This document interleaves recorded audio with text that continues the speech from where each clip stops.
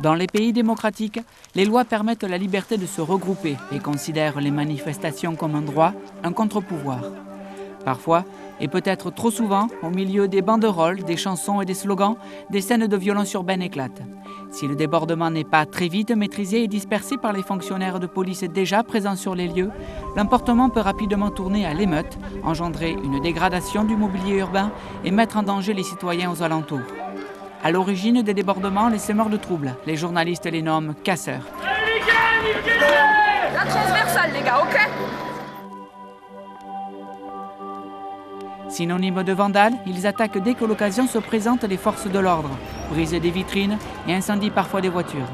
Pour faire face à cet excès de brutalité, des unités d'intervention furent créées à la demande du ministère de l'Intérieur en 2003. On les appelle les compagnies de sécurisation ou plus communément les CS. On va être confronté à des situations extrêmes. Pour réussir la mission, il faut que tout le monde utilise le même langage.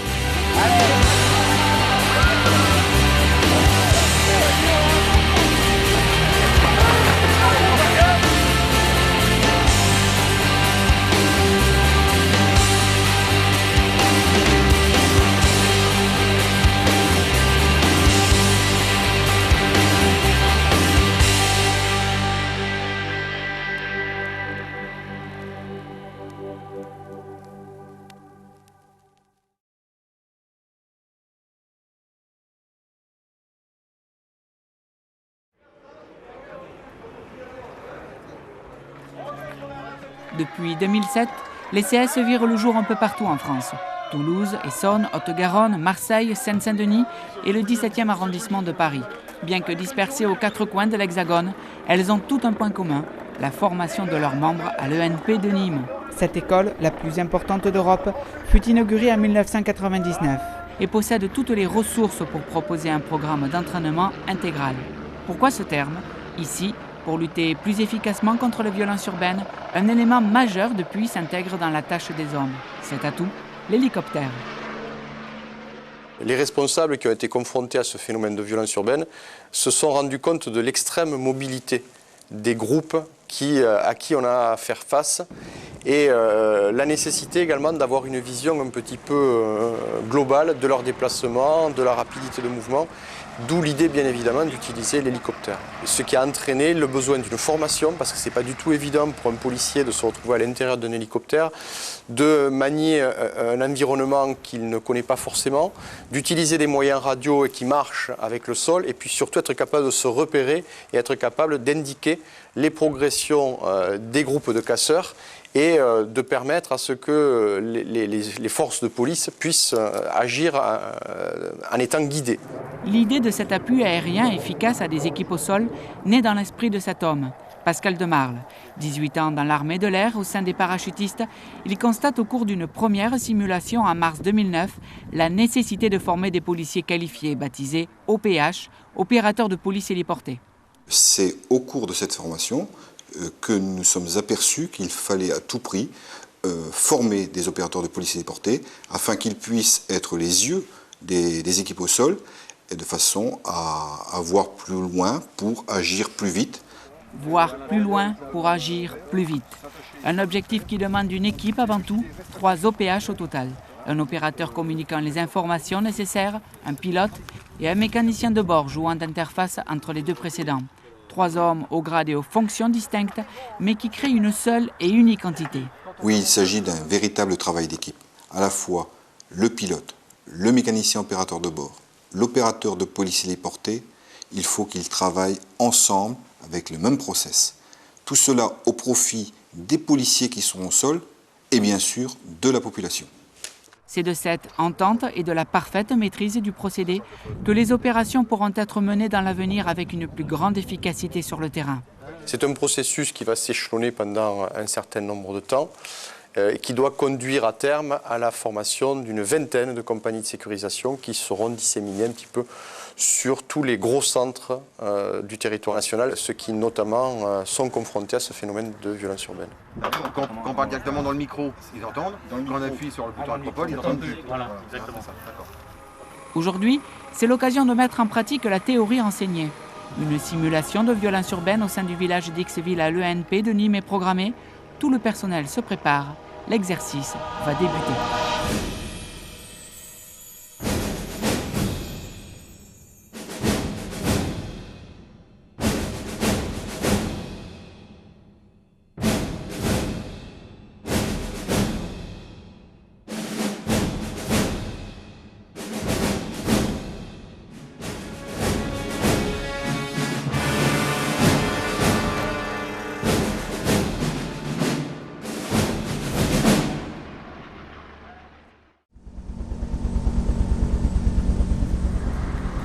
But de l'entraînement, protéger avant l'arrivée des premiers soins une jeune femme agressée au visage avec un jet d'acide dans un transport en commun. Il faut faire vite car les blessures sont sérieuses. Et voilà, après une rapide prise à partie d'un véhicule de police par des agitateurs, les choses prennent une mauvaise tournure. Les renforts arrivent avec l'ambulance. Premier point, sécuriser le périmètre de l'autobus afin que l'assistance médicale parvienne sans contrainte jusqu'à la victime. Au cours de cette charge, la concentration des CS est telle, face à la venue massive des provocateurs, qu'ils en oublient un point essentiel, la surveillance de l'ambulance. Les perturbateurs, surnommés les plastrons durant la simulation, profitent de ce moment d'inattention pour vandaliser le véhicule. Cette erreur, dans la réalité, aurait pu coûter la vie à la victime si l'ambulance s'était trouvée hors d'usage. Dans cette configuration, la maladresse sera notée par les observateurs, exposée lors d'un débriefing afin qu'elle ne se reproduise plus. Un débriefing est toujours une opération émotionnellement forte, mais qui, à l'usage, on se rend compte, permet d'intégrer des principes évidents, de voir, parce que l'utilisation de la vidéo est essentielle, les erreurs qui ont été commises et surtout, par une acquisition des connaissances, permettre de ne pas renouveler ces erreurs. Malgré le nombre d'unités réquisitionnées, elles ne peuvent savoir avec exactitude le déplacement des groupes de casseurs. Et c'est là que l'hélicoptère intervient. Souvenez-vous, à son bord, 3 formateurs spécialisés chacun dans leur domaine et avant tout dans l'aéronautique, l'élaboration des dossiers pédagogiques et la transmission radio. C'est par ce dernier vecteur essentiel que repose le succès de la mission. Depuis le début de celle-ci, l'hélicoptère relève la position des casseurs avec une étonnante précision et les communique au sol. Renseignés, les CS s'orientent en direction des détracteurs en vue de disperser, mais aussi d'affaiblir le mouvement de rébellion. Si cette action est aujourd'hui possible, c'est parce qu'elle repose sur un dispositif de photo aérienne, la topographie. Les policiers n'ont pas forcément une formation en topographie au départ. Ils ont besoin de pouvoir ensuite se servir efficacement de la photo aérienne, puisque c'est ici la photo aérienne verticale qui est développée pour cette formation. Cette photo aérienne est ensuite quadrillée à une échelle donnée avec un pas spécifique. Alors un pas, c'est un carré de 100 mètres sur 100 mètres, c'est ce que ça représente sur le terrain. Au sein de ce carré de 100 mètres sur 100 mètres, il est redécoupé, c'est ce qu'on appelle le quadrillage chasse, en 5 zones, ce qui permet d'avoir une définition encore plus précise, puisqu'on arrive là tout de suite à 20-25 mètres de précision. Cette précision offerte au CS par l'intermédiaire de ce nouvel outil va permettre à l'ambulance de transporter le blessé au centre hospitalier le plus proche. Les individus deviennent de plus en plus menaçants, défient l'autorité et rendent l'atmosphère électrique. Les projectiles changent de volume, des barricades se dressent pour entraver le passage des secours. C'est alors que les forces de l'ordre assistées par les OPH élaborent la tactique de l'embuscade. Guidées par l'hélico, elles se positionnent derrière le barrage, prenant en tenaille les agitateurs. Paniqués et piégés, un grand coup au moral va leur être porté à l'aide d'un moyen persuasif, les bombes. Les bombes lacrymogènes, remplacées ici par les fumigènes. Autre point fort, l'interpellation. Dans la bousculade, certains plastrons se sont fait pincer, comme ils disent. Pour ne pas risquer de blesser l'un d'entre eux, les collègues hésitent à jeter leurs projectiles trop forts, allant même à vouloir les délivrer. Une intention absente de courage et de solidarité. Chaque minute compte à présent pour l'évacuation. En 52, nous, on va déblayer et faire partir le véhicule de secours en direction de la place d'Armes. Vous allez faire en sorte de maintenir la situation pour qu'on puisse sortir l'ambulance parlée. Les mesures nécessaires sont prises. Une fois la voie dégagée, l'ambulance s'y engouffre, escortée jusqu'à l'hôpital pour y assurer sa sécurité.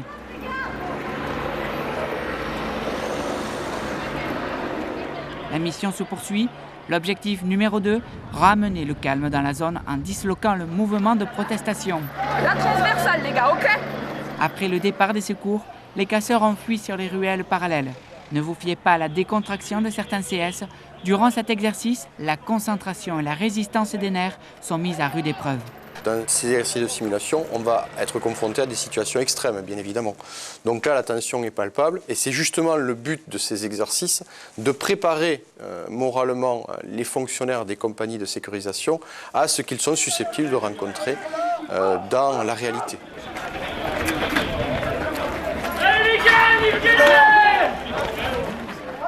Pour faire face à la grogne qui demeure, une solution s'impose, la charge. Répétée à maintes reprises, elle démotive les casseurs qui perdent progressivement leur pouvoir de persuasion sur leurs partenaires.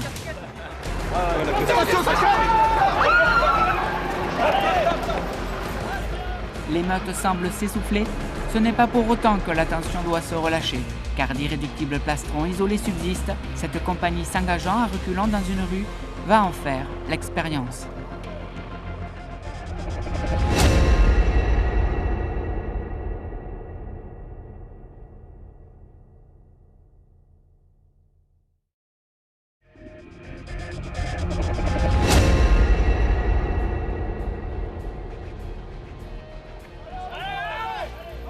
L'émeute semble s'essouffler. Ce n'est pas pour autant que la tension doit se relâcher, car d'irréductibles plastrons isolés subsistent. Cette compagnie s'engageant à reculant dans une rue va en faire l'expérience. Trop concentrés sur ce qui se passe devant eux, ils relâchent leur attention. Ce n'est qu'au dernier moment qu'ils évitent le pire. Le piège tendu par le plastron tourne à l'échec. La palette frôle l'un des membres de la compagnie. Il s'en est fallu de peu pour qu'il soit blessé. L'hélicoptère vole toujours au-dessus de la zone de conflit qui s'éternise. Chaque compagnie campe sur ses positions, évitant les nombreux projectiles. Difficile de garder son sang-froid devant l'arrogance de certains plastrons, inconscients du danger devant lesquels ils exposent leurs camarades et leur propre personne.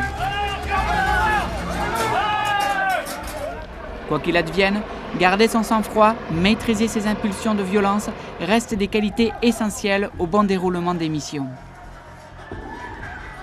Le temps s'écoule et les premières interpellations se font parfois dans un rapport de force, tantôt dans la passivité. À la vue de leurs collègues en difficulté, la tension remonte. Alors que l'on croyait les résistants en déroute, le mouvement de colère s'alimente à nouveau. Il devient dangereux pour les habitants des quartiers voisins d'occuper les lieux. Afin de mettre un terme définitif au conflit, les CS reçoivent l'ordre de se replier avant que le débordement ne devienne incontrôlable. Les bombes fumigènes répondent aux jets de pierre. Inutile d'envenimer les choses. La meilleure manière d'étouffer une violence gratuite, partir. Hormis les phénomènes classiques et entre guillemets usuels que l'on rencontre dans certaines cités de jets de cailloux ou autres, mais qui ne dépassent pas une certaine ampleur, la violence urbaine elle est spontanée parce qu'elle est surtout en réaction à un événement particulier qui fait que le déchaînement de violence se produit à un moment quelconque. Les forces de sécurité de l'État mettent toujours en avant des moyens sophistiqués justement pour juguler cette violence et la stopper avant qu'elle déborde. Donc on ne peut pas parler à propos de quelque chose qui est défini, qui est organisé ou quoi que ce soit. Donc c'est plutôt préparer la police à être capable de réagir dans une situation d'urgence.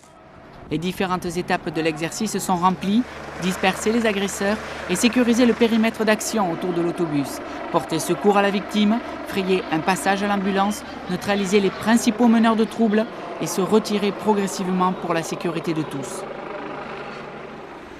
Sans une parfaite coordination entre les troupes au sol et les OPH, les forces de l'ordre auraient eu plus de difficultés à mener à terme la mission. L'exercice s'achève, le soleil décline à l'horizon, mais cette image n'est pas synonyme d'apaisement. Souvenez-vous, plusieurs plastrons furent arrêtés, même si les CS cherchent à cibler dans l'émeute les dirigeants. Une fois paralysés, d'autres incitateurs à la violence prennent hélas vite le relais.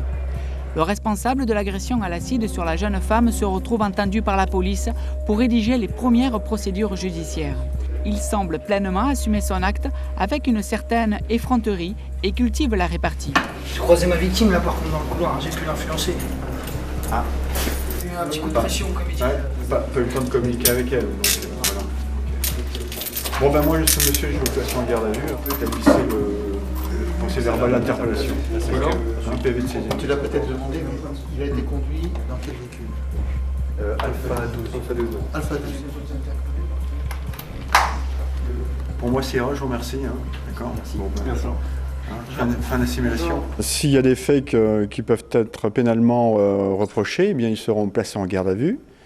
Et éventuellement, donc après, il y a un avis au procureur qui sera fait. Il pourra décider soit d'une levée de garde à vue, soit une prolongation. Ensuite, éventuellement, présenter ou déférer au parquet. Mais avant cela, les forces de l'ordre s'assurent de ne rien laisser au hasard. L'une des principales difficultés dans ce domaine, le triage d'une multitude d'informations afin d'y voir plus clair.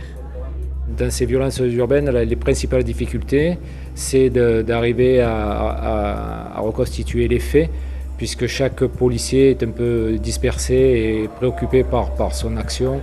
Et on essaie après de reconstruire le puzzle. Pour les chargés de l'enquête, le présumé coupable ne semble plus être au centre des préoccupations. Non, à présent c'est un objet qui fait débat, la bouteille d'acide, celle qui a servi à l'agression.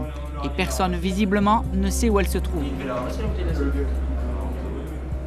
On leur a dit de ramasser parce que nous on était dépourvus. Tu leur avais dit je t'ai dit, on va ramasser une petite acide.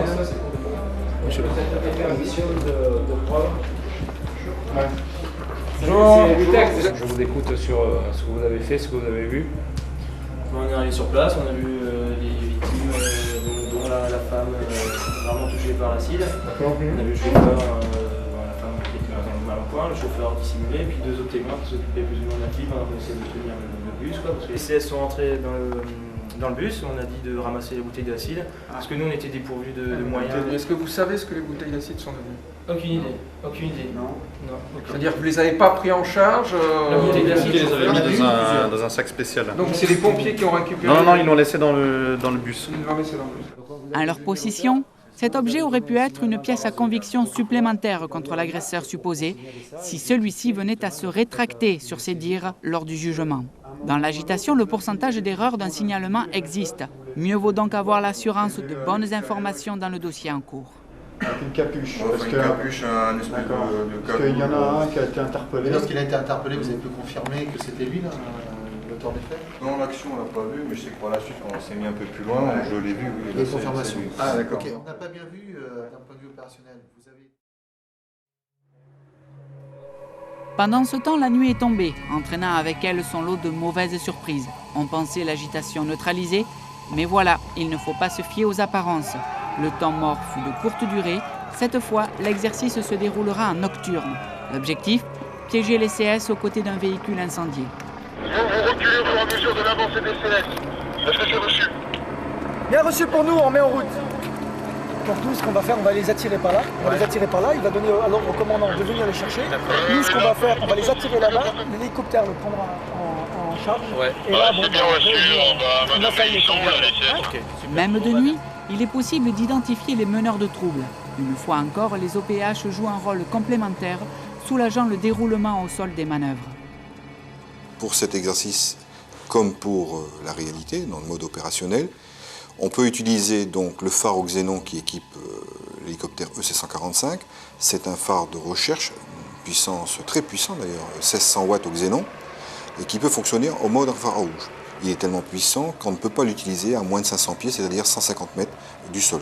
Mais une fois le pilote, le mécanicien opérateur de bord et l'officier de police héliporté équipés de jumelles de vision nocturne, pour eux, il n'y a plus aucun souci pour pouvoir identifier les voyous des policiers, dès lors qu'au sol, on peut également équiper nos policiers de ciel infrarouge, non visibles par l'œil humain également. Comme les ambulanciers, les pompiers sont aussi la cible d'attaques gratuites. C'est pourquoi assurer leur sécurité devient dans ce cas de figure une priorité. Si certains perçoivent les compagnies de sécurisation comme des souffres-douleurs, d'autres les distinguent comme des bienfaiteurs, risquant leur vie pour assurer la nôtre.